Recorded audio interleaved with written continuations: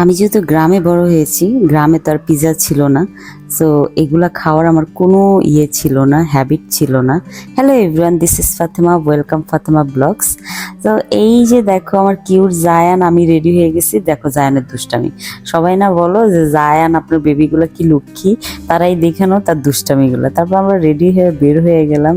এই যে আমরা এখন বের হয়ে যাচ্ছি। বের হয়ে আমরা যাব হলো বনানীতে, কারণ আজকে হলো আমরা একটু লাঞ্চ করতে বের হয়েছি, যেহেতু আজকে ফ্রাইডে।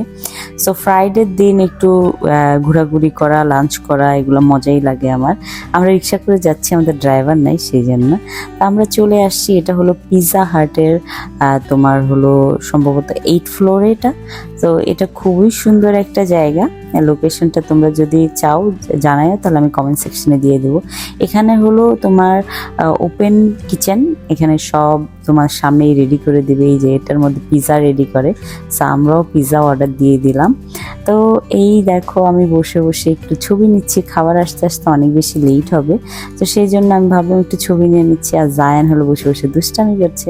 তো জায়ানের দুষ্টামিটা আমার খুব মজা লাগতেছে। আর এখানকার ভিউটা খুবই সুন্দর, অনেক উপরের থেকে ভিউটা অনেক বেশি সুন্দর লাগতেছে।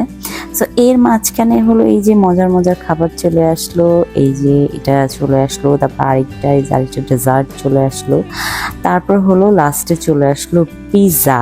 ইয়ে, কেন এই কথা বললাম যে পিৎজা আমার খুব পছন্দের, কারণ হলো আমি যখন কোরিয়াতে ছিলাম, তো আমি যখন কনসেপ্ট করছিলাম, জায়ান যখন আমার পেটে ছিল, তখন হলো আমার হলো অনেক পিৎজা খেতাম কোরিয়াতে।